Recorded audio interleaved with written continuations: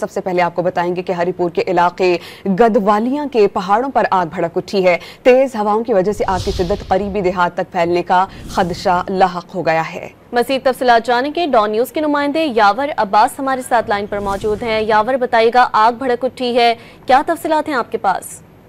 जी बिल्कुल जी, ऐसा है कि ये कई घंटों से आग जो है वो लगी हुई है गदवालिया के पहाड़ों पर, और बदकिस्मती से यहाँ पर जो रास्ता है वो न होने की सूरत में जो रेस्क्यू की गाड़ियां हैं वो भी आग नहीं बुझा सकती हैं।